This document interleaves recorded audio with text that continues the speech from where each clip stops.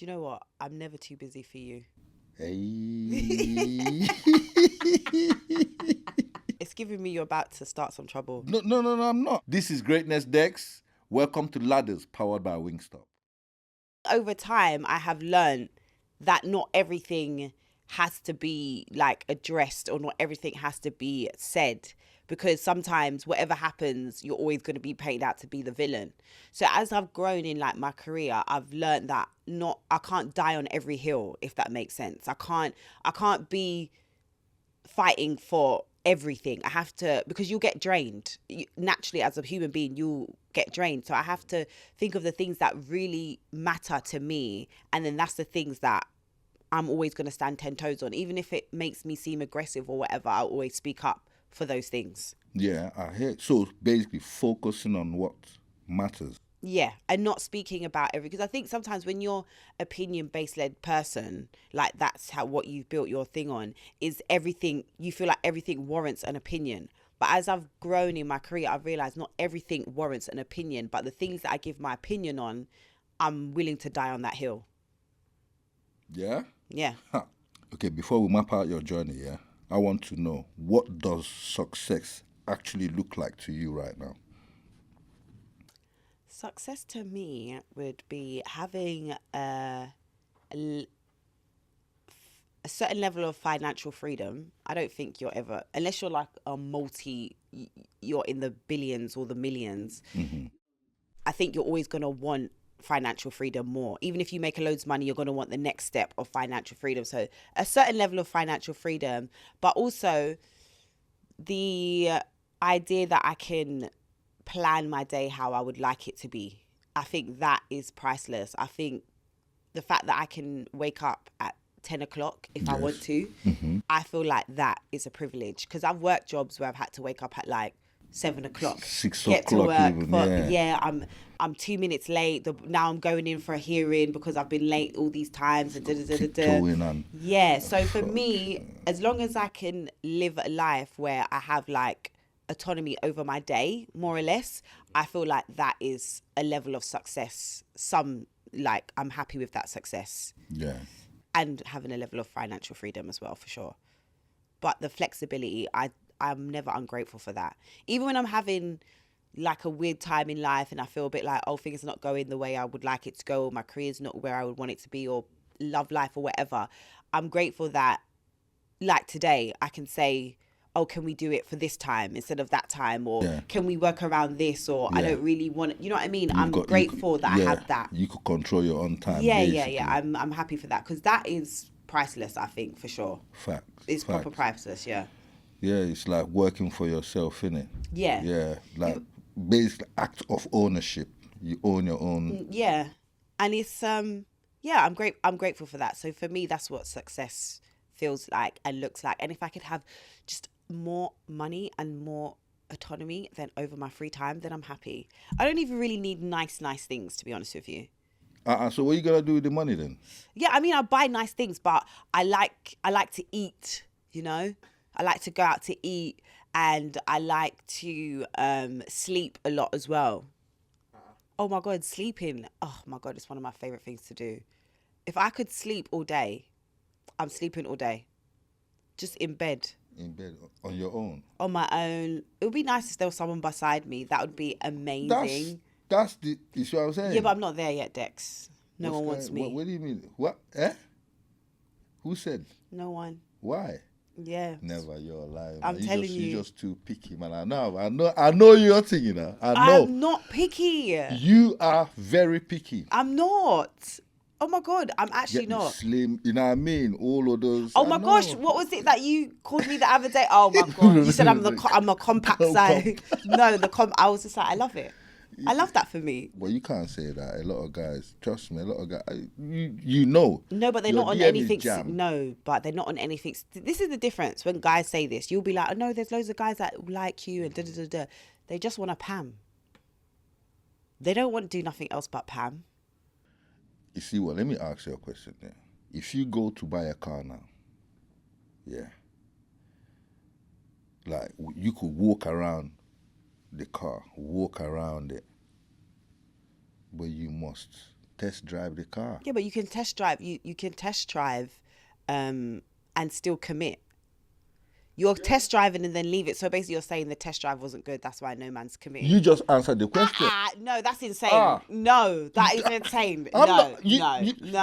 The test drive. So what about the men? Because some people, you see, I know my brethren, if they go to buy a car, they are wheel spinning, double clutching, they are doing all these things on the car. Bro, you're gonna mash up the car.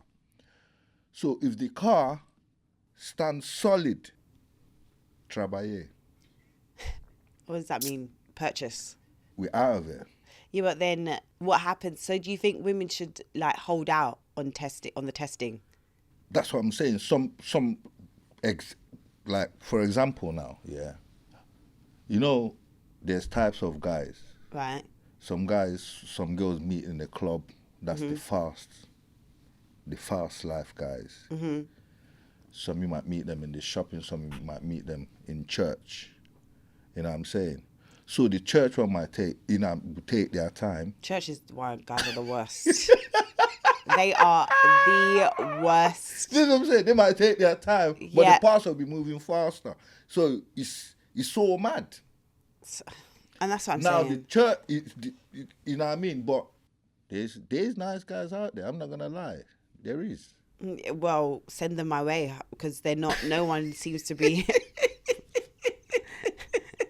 Then, and also, I feel like men are actually not really on settling down. I don't feel like there's a reason for you guys to settle down anymore. How?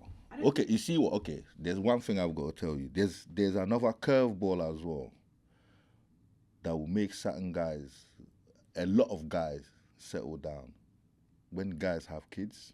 Okay, right, yeah. You know what I mean? Because that is a serious commitment. Now they've got to guide this one.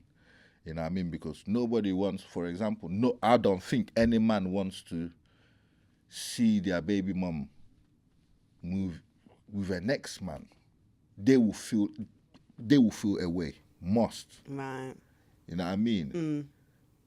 That's why a certain man, they don't even want to see that one. So basically, ladies, if you're dating anyone with a child, just know that he's always going back to the baby mums. You heard it from Dex's mouth here first. No. That's basically what you said. No. You just said that they're always going to... That's not what I'm saying. That's what you said. No, that's not what I'm saying. No, that's not what I'm saying. No. That's what you're saying. Because you got to remember, yeah, for the baby mom, unless the guy is a waste man. Yeah, so that's what I'm saying. If you don't ever want to see her with another man... Not even... I don't even think it's the guy. It's the girl. You don't want to see the girl with another. It will be the girl. So that's what I'm saying. So you're always gonna give them a little bit of leverage to make them think you're coming back. But there's a youth there. There's a mad attachment there. So you get me. You know what I mean? So you're gonna go back. Who? If you break up, you're basically saying men that are not with the mother of their child, eventually they probably will go back. There's a bit of percentage, yeah. There is a bit of percentage. There is a bit, but it's not. How high is the percentage? It's not that high. We'll go and tell me. It's not that high, especially if I need figures. No, if the guy all of a sudden turns to a millionaire, it's mad. But he's always gonna make her feel like she's got a chance. How? Because that's what men do. That's what you do. You got to remember, man, them are here to provide. You know, that is their whole. You know what I'm saying? Their whole thing is to provide for the. But I think that's why I think you guys are supposed to provide, but I also feel that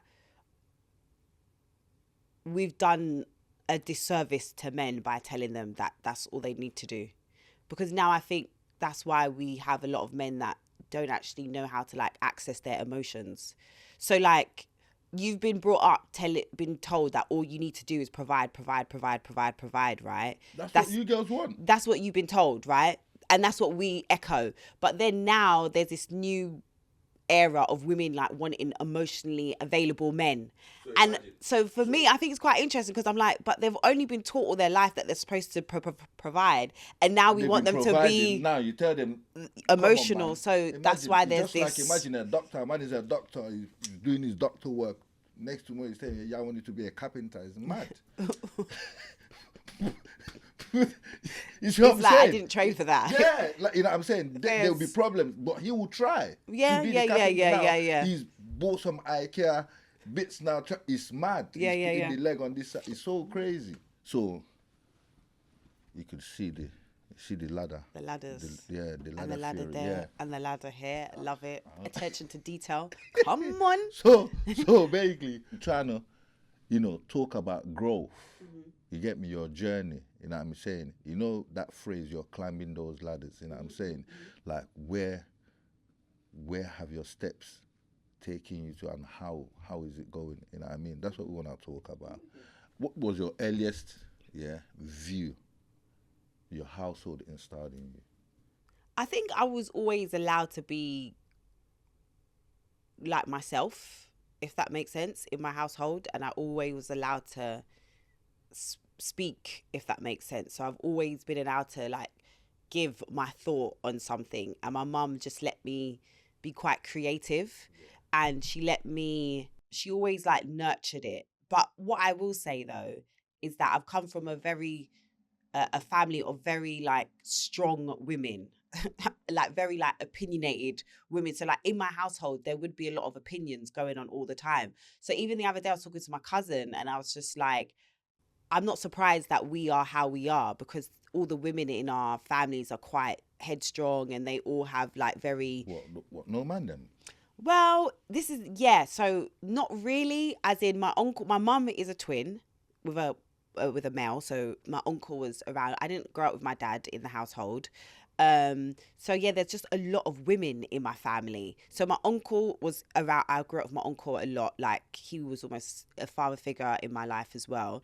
And like all my cousins are female, apart from one, my cousin Daryl. And I always feel sorry for him because he's just surrounded by loads of women. Like he's grown up. I knew it. That's like why. Grown up with loads of women. Why were you going to say that's why? No, go on. I'm listening. Don't worry. No, so so and then my granddad, and also Jamaican household dynamic is very different from let's say a Nigerian household. Yeah. Do you get what I mean? The woman is kind of the head of the home. That Well, kind in the Jamaican, like it's very not what's Is the it? word we're looking for? It's not matriarch. Yeah, it's Is it? yeah, it's very matriarchal. It's very So that in the what's happening with the pops? No, like they're there, but I just think Jamaican men, I'm not going to speak for all Caribbean men, but I think Jamaican men are a bit more laid back. They're not doormats or anything like that, but they're just a bit more laid back. It's not, like they will speak up when they need to speak up, but it's not a thing of like how I've experienced some Nigerian households to be, if that makes sense, or when I've dated Nigerian men. And that's why also when I date Nigerian men, it always goes a little bit weird because of what I've seen in my household. Okay. Do you get what I mean? The dynamic of the woman and the man, your dynamic that you've grown up in. Do you get what I'm saying? So the women around me have always been, very strong, very like opinionated. So I think that was probably one of like the earliest things that was installed in me. But also on the other hand as well, knowing when to be quiet, which I never listened to either. But my gran was, because also you have to remember, it's like that Windrush generation. She was a bit for the Windrush generation, but they came over here and they would just talk to be quiet. Like, do you know what I mean? They came over here, you didn't speak up. What do you mean you're speaking up about rights and I don't think this and I don't think that? So my gran was like, she was strong, but she was quiet. Do you know what I mean? She kept herself to herself. She didn't, do too much, if that makes sense. So it's kind of interesting. They always taught me to be myself, but they always was that feeling of like, don't do too much either. And I don't know if that always then made me be like, well, no, I am going to do too much. Wow. You see, well, I want to touch on that Windrush because you see, like, we Africans will always talk about going back home, going back home, going back home, going back home. But I don't hear the Windrush crew saying the same thing. Why? I don't know, I can't really... You know what I'm saying? I think... I don't know. I couldn't tell you why. I think maybe because... What do you say? Your parents, or do your parents say they want to go back home, or do you say they want to go? Even my parents. Okay, right. You know what I'm Because I was saying, I think our generation want to go. We are a bit like, we don't want to be here. We want to go back to wherever. We don't want to be here in this country. But I think, I don't know, a lot of them. I think a lot of Windrush generation as well. They spent the majority of their life here, if that makes sense. You know what I mean? So, there's just, and we help to build a lot. So I feel like when you help to build something, an infrastructure, you feel like maybe that is your infrastructure. We've built this. We've helped to create this. Do you know what I mean? That's why they brought a lot of the Windrush generation over to help build things. Yeah. Build things. Yeah. I know. But I'm saying, like, of course, after building. And that's what I mean. I think I think also they did a number on us to make us feel like this was the better option, if that makes sense. But I don't think I think that's what I'm saying. I think our generation now is starting to see that it's not. It's not what it is. Yeah. And even like my mum's generation, so even like my mum the other day, she was saying something about buying land in like Kenya or something. And she says like, oh, I'm too old to do that now. I was like, no, you're not. I was like, why would you not go back and do that? Like you're retired. Like I'm old enough. I can look after myself. Like you can do what you need to do type of thing. That is the angle I'm trying to land on. They've been told that they can't, or that it's not possible, if that makes sense, or that you just come, you work. A lot of like my mum's generation, I think they were just taught to work and to provide for us as well. And that's why sometimes I'm really not easy, but I give them loads of grace. I think sometimes we're too hard on like our grandparents and our mum's generation, because they literally came here to survive, to give us what we can do now. Like the reason why we can sit down and do things like this is because our parents shut their mouth up and did jobs that they didn't want to do. And you know what I mean? So I'm very grateful for that. And I think a lot of them are scared. A lot of them are scared as well, because they've been told like, you can only do this. You can only do this. This is the only way you're going to make money if you only do a 9 to 5 and all of these kind of things. So I think it's a lot of unteaching that would have to be done. Yeah. Because my mum's first generation, if you think about it, like your mum would be my mum was born here. So this is all she knows. Whereas, where was your parents born? Back home. Right, that's what I'm saying. Home. So your mum would come, your mum she comes here, but she remembers back home. So there's something that she wants. My mum wasn't born in Jamaica. This is her home. But so then there's her parents that came here with her. Like passed here and they didn't end up going back. No, my grand passed here, and my granddad passed here. Because that's how we lose our culture. Oh yeah, for sure. You know what I'm saying? And that is happening a lot in the UK, especially because you see people screaming culture, but I don't even see you back in your country. Like that culture thing you're saying, I don't see where you're going with it. But I think our culture in the UK is just a melting pot of, especially black culture. I think it's a melting pot of everything, because we've been brought up on so many different cultures. So it's just an integration of African culture, Caribbean culture, whether people want to admit it or not, like black American culture as well. Like all of that kind of stuff has, and then our culture that we've grown up on as well, like what we know growing up. It's just a melting pot of everything, I think. What is that? What, here? What do you mean? As she's melted in the pots. What is it? All of us. All of our cultures are melted in the pot. No, not mine. No, African culture's huge influence. Yeah. Yeah, so that's what I'm saying. You know what I'm saying? And are still inside with it. Yeah, but you would have a bit of British culture in you as well. No, to me, I don't think there's any culture here, you know. No, but we have black British culture, for sure. No. You don't think we have black British culture? We do. I think black British culture is... What do they represent? I don't know what they represent. But I think we are black British culture. And that's what I mean. No. It's just a melting pot. Like, your black British culture is a mixture of your Nigerian culture, then where... Growing up, was it Tottenham you grew up? Yeah. Tottenham, that culture, like all of those things. So someone from South is going to have a different culture from North culture. Like, that's what I mean. Even that, there's different cultures. UK is confused. We have a look. I don't think. It's a madness. Yeah, but They've then got a don't long you way think to this go. is why then, like, people like the Americans think we have no culture because we say things like Americans is this. finished. Yeah, but they can't even chat to us. Yeah, I know, but what I'm because- saying is that's why they think that we don't have culture, because we all say there's no black British culture, but there is. in America is finished. They can't chat to the British at all, because British stands like what you're saying.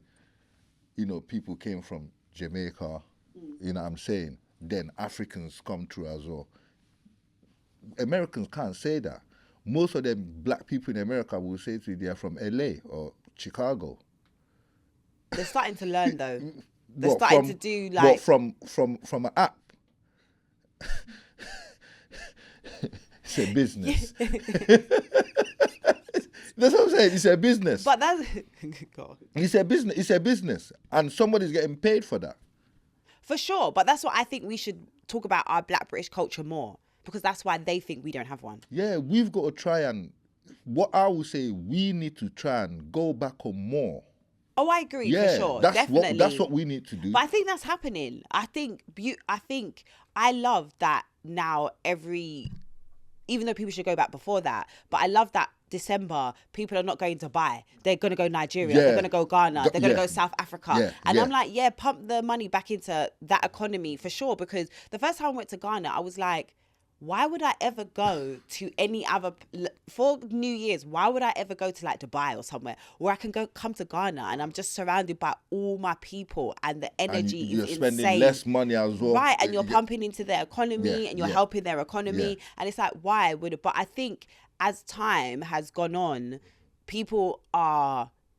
we are romanticizing Africa like we should have been doing ages ago. Do you know what I mean? Yeah. And I love that for us. I love that people are seeing that it's not a fucking Oxfam advert that we, you know what I mean? Like that we grew up on thinking. And you know what? Sometimes when people still have those like, those ignorant rhetoric sometimes. Even, I'll probably get in trouble, but sometimes even in the Caribbean, like I might say to family members, oh, I'm going to go Ghana. They'll be like, what are you going Ghana for? And you're like, what do you mean, why am I going Ghana for? And they're like, yeah, but what's in Ghana for you? And I'm like, it's nice. They're like, are you sure it's nice? And I'm like, yeah, because we're in that world of Bubble, thinking, that, do you get what I'm saying? So yeah. I'm glad that we're bringing it up, and people are, I saw a video there today actually on socials, and it was some woman actually on like Dragon's Den, you know, the American one. And they were like, do you think Africa is a big enough country for sale? And like when I heard that, I was like, first of all, this is so ignorant. It's mad. And then she basically said, because they were saying, are you only going to sell in Africa? And she was like, I'm only going to sell in Africa. There's 54 markets in Africa. Facts. Like, that's Don't the only play. place I'm Yeah. selling. I don't Yes. need to sell anywhere Anywhere else. else, yeah. But it was the ignorance of these dragons, sharks, dens for you to say, oh, do you think Africa's big enough for you? Yeah. And it's like, bro, are you know, okay? Yeah, because back home, if you are not locked in properly, it's not working. Yeah, them dragons then, trust me, you could do that dragon's den over there. That dragon cannot build a den over this side. Trust me, car. Back home, I should put in that money. the man they are siphoning your money. Yeah, you're building someone's house. As you're sending the money, somebody's building his own house. Oh, wow. I swear that. What? They're not playing with you. Yeah, man. So you see what? Yeah. All right. See, I've got a ladder behind me. Okay. So on this ladder now, where would you say you would put yourself on this ladder? In the middle. Yeah. Yeah, like there. Yeah. Yeah. Why and why? Because I think I've done really well to get to the middle.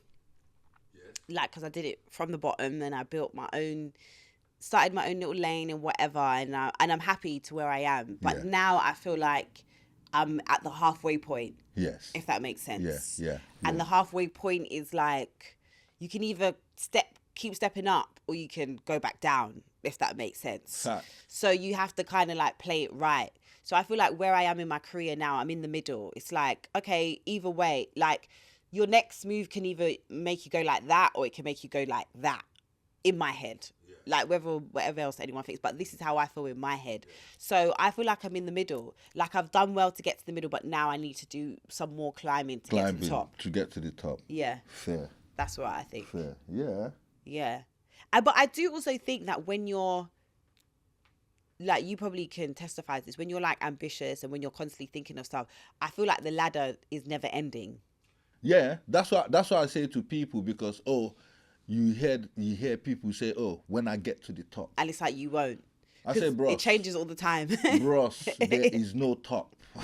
You know what I'm saying? There is no top. It's so true, there's not. You just have to be able to hang on. Yeah. You know what I'm saying? It's hang on.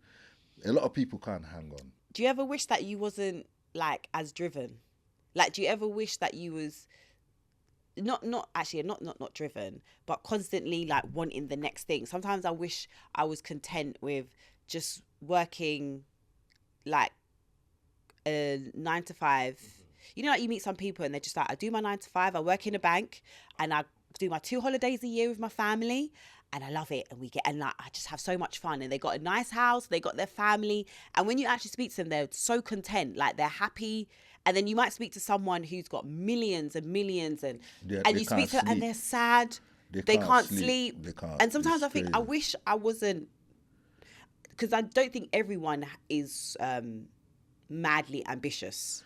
Yes, it's true, but nobody's content. You don't think so? No one is.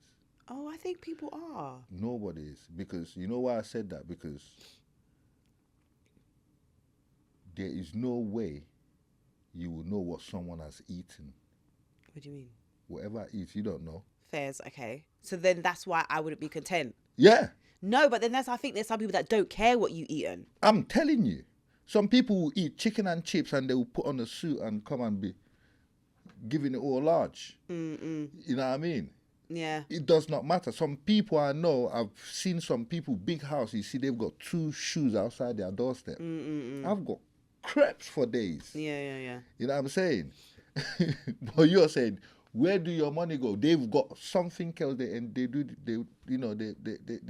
play with. You know, no way. Come on now. I think there are people that are content. Impossible.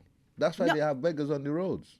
Yeah, Nobody. But I think I want to get to the place in life where I don't think I don't want to chase happiness. I think I want to chase contentness. You can't change that, because I think it's a mindset. You will always buy new clothes. You always buy new shoes. No, but I don't think that's content though. I think you're not content with what you've got. Wash it and iron it and fold it up. Fairs. No, and I'm learning to do that. I am learning. I am more like, I'm not buying something new for this. I've got stuff in my house. You know what I'm saying? Because we always got new stuff in the house.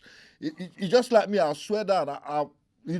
Sometimes I've not been shopping. I've not been shopping for a long time. Like to go shopping and splash out and bare stuff. No way, because I've got bare stuff in my crib. Yeah. Clothes. Sometimes I ain't even worn it. You know what I mean? That's, to me, that's being, content. I think you can teach yourself to be content though. I think you can change your mindset, like not always chasing something. But you might not be chasing, but sometimes you want. You know what I mean? Oh, okay. And you're always saying you're always going to want. Fairs, yeah. Yeah. Okay, as we are moving on, how would you define your own greatness? Oh, I think I'm quite resilient. So I think to be great, you have to be resilient. Because I don't think greatness comes from easiness, which is annoying. Because in life, do you know what my dream is to be in life? Mediocre. I want to be mediocre and get all the benefits of being excellent. That's what I want. Some people are getting that. That's what I'm saying. That's what I know. That is possible. UK is pushing a lot of that. Do you think so? Yes. But I think black excellence is a scam. There's nothing like that. I think it's a scam. Yeah. I think black excellence is a scam to stress us out. Yeah. And continuing to be like chasing. That's why I said what I said about the about culture. You know what I mean? Because anything they throw that black thing culture, you know what I mean? They will package it to do that thing that they do, and some people benefit from it. Whoever that is in that office, that's the industry. Whoever that is in the industry will benefit from it. But I never see the extension of that. You know what I'm saying? Like, it's crazy because I will be seeing all these things. I don't see them go back home and do a giveaway, give back to the people. You know, imagine they cancelled Afro Nation. I swear in Nigeria because of the tickets. What, they were saying it's too expensive? It is too expensive. It is too expensive. Not for the lineup you're getting. For a festival, how much the tickets? 259 €259. Days. That's for you. Days. No. Hold on. We are talking Africa, you know. Yeah, we are talking Africa. We are talking. Okay, now in my country now. Okay. The exchange rate is £1 to 2,100. Okay, you're saying for Nigeria, not for us Yeah, as the consumer. even Okay. What about for here, for Portugal? Do you think it's expensive? Yeah, because people are. This is for people are coming from abroad. So do you think Afro Nation in general is expensive? First, even Afro Nation is expensive. To me, I would say Afro Nation should be a platform you're giving back to the Africans. And Africans, every African should be able to experience that. For free. Whatever it is. So you think that... whatever it is. So 200 I'm fine is mad.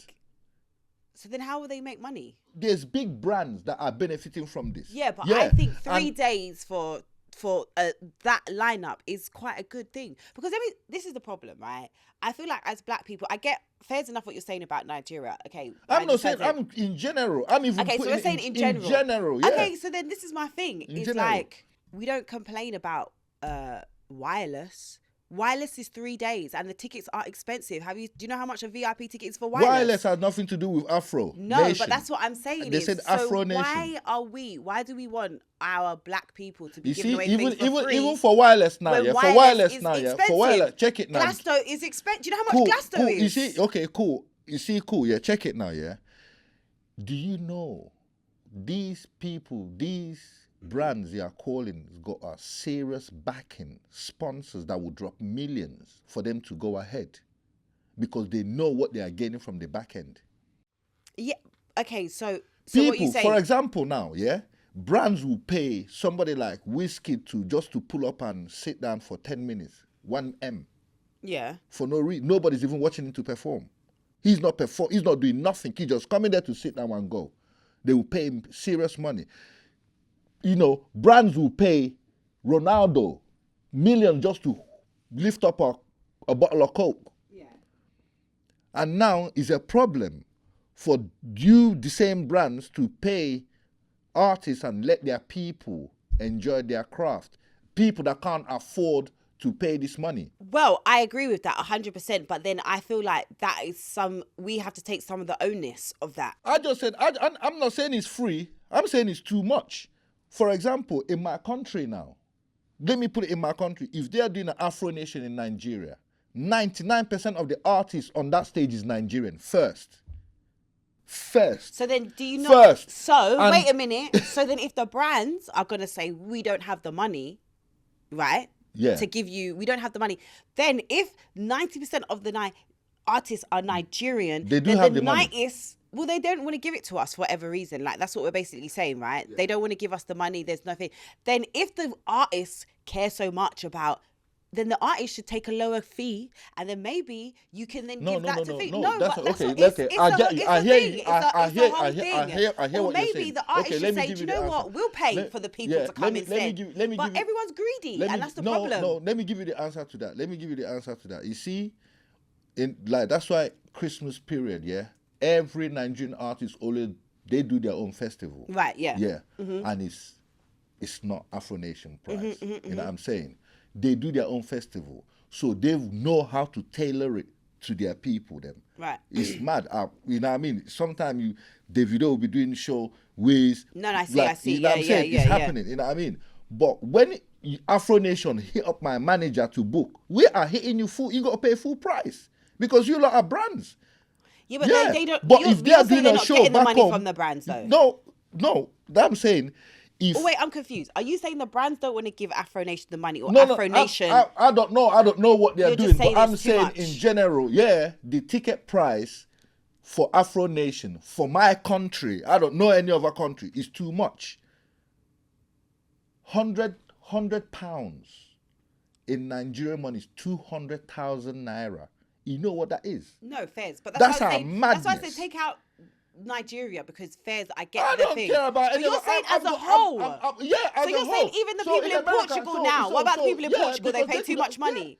Of course, people are there. They're enjoying now. No, but you said you think they pay too much money to go. No, because obviously, okay, how we put it, okay, you know, as the Afro Nation is happening, everything will go up that period. Flights, hotel. Yeah. It will cost an arm and a leg. So they've got to find a new $2,000 to I just keep think it that going. as a people, we are highly critical. Like we're highly critical of everything. I'm just looking out for the youths, for the young generation. But That's what I'm listen, the looking youth at. them are buying Balenciaga. They're buying thingy, so they can they Where? got them. That's, eBay, well, eBay and Vinted. yeah, but still, Second hand. That's why they're battling on it. But now. but what I'm trying to say Oh, is God. that if we cared really about the youth, yeah, then I do. there'll do be care a about lot the more youth. things happening. That's what I want to ask. Do you care about the youths? Yeah. How? Like, what do I do? Yeah, what do you do and how do you, you know? I think I don't do much like groundwork. I'm going to keep it honest with you. I don't do much. And I think as my career has gone on, I do think about that. I do think about how can I help or how can I put back or how can I do something. And I think on a basis of like me just trying to do stuff, I think what I've done, like from what I've heard, when like other black women who have started doing their podcasts and stuff like that, if I just talk about my influence in that way, as in like I think a lot of people saw me coming up and felt like, oh, I can do that as well. Like she didn't have a big station backing her. She didn't have anyone co-sign her. She just did it on her own and she figured it out. And a lot of people who have started their podcast since then, black women will always say to me, it was because I saw you and I thought, okay, if Zeze can do it, I can do it. So I think on a basis of that, people saw me and thought like it's possible. But on a ground basis of me like going out and doing stuff, I do. But also things like I might not go to a youth center or something like that, but if young people hit me up and they're starting something, I will try to go on the pod. I always try to give back in that type of way because I know when I started how difficult it was. Do you know what I mean? So if someone DMs me, I will always give them advice. Or if they say, oh, I'm starting this, do you think you could come down? Or small black businesses, I never ask stuff for free. So that is kind of like my way of pouring back into people. Do you know what I mean? Like so many times this hair that I've got on my head now, it's weave. Like, do you get what I mean? The girls who started the company, like she messaged me so many times, thank you. Like when I bought it, she said, thank you for paying for it. Because so many influencers or who will message me, be like, oh, can we do a collab or whatever? Yeah. Even my MUA, like she's been able to become an MUA because when she started with me, she just started getting booked. So now that's her full-time job. So things like that. And she's always like, if it wasn't for you, I wouldn't be doing this full-time. So things like that, I always try to, whether it's that my team is young people or black women or the hairstylist that I use, I make sure she's black. My stylist is going to be black. Or I'm going to try to keep it where I feel like I can give back. So I'm either helping people make money or I'm paying them for their services. But definitely in the long run, I want to start something where, but also, do you know what it is with me as well?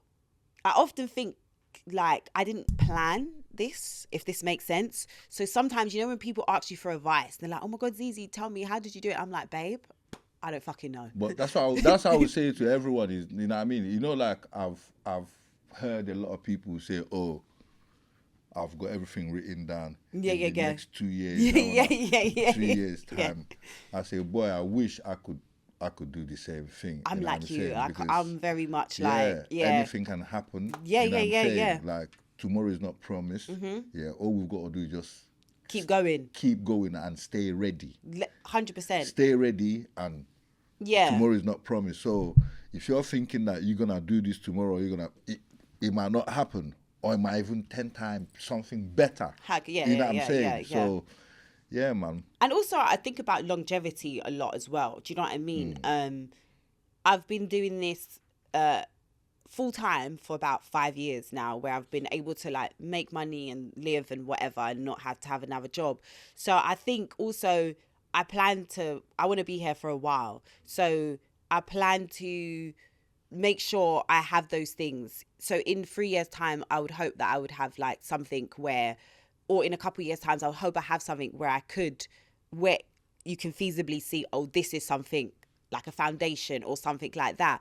But also, people are figuring shit out themselves. Do you know what I mean? Like, I've probably only figured things out just in the last 5 years, if that makes sense, of where I want to be, like, and all. But in the meantime, like I said, if I can't do it on a larger scale, then I would do it smaller, and I will always, because I know a tweet is nothing, or somebody just saying, oh, I got the hair from here, and linking it, and now that person has 3 customers. You know what I mean? Just because I was just like, cool. Anytime someone's like, I'm like, cool, can you do, I'm like, yeah, fine, why not? Because it's, especially if it's like a young black woman as well, like that's my soft spot. Like, you know, if there's a young black woman that approaches me and, oh, Z, I've got this, or if I like it, it doesn't mean every time, even if you got shit product, I'm going to be like, yeah, bet. But if it's a good product and I like it, I'm going to fly the flag for it, and I'm going to, you know, keep doing that. Yeah, for sure.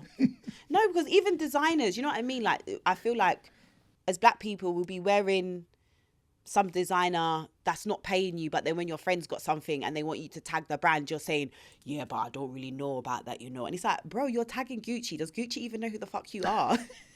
Do you know what I mean? That's the world. Everyone's trying to do fashion now. Yeah, well, everyone is trying to do fashion. Everyone's hopefully. Everyone's so creative. With their TikTok move. I know. The jeans on. I know. I could never. I'm trying. You know, like, you gotta just it's so funny as well, because you try to go with the times, but you don't wanna. You still wanna stay true to yourself, and you don't wanna look corny. So sometimes I see things, I'm like, do I need to start doing these trend dances? But I'm like, no, I can't do it to myself. It's crazy. That's how I was saying to, I was chatting to my guy the other day. I was just saying, a lot of artists are lost on TikTok. Oh yeah. Yeah.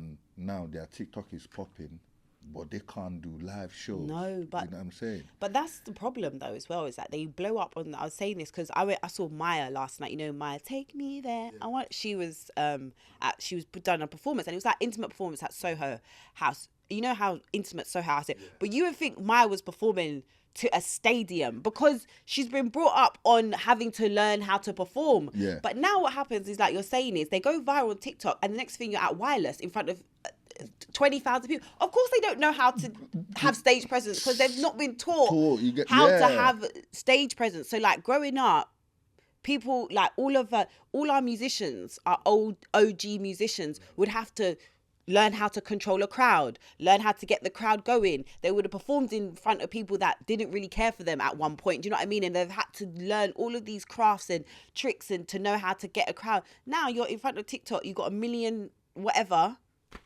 Even what's his name? You know that new song, the Cat Slater song?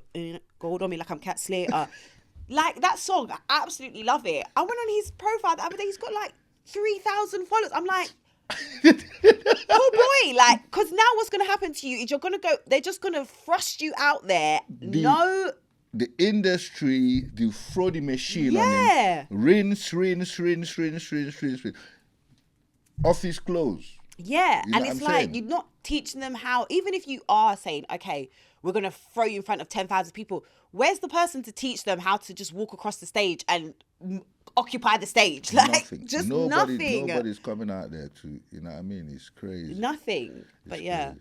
You see what, there's a proverb, they say, keep going, because there's a light at the end of the tunnel.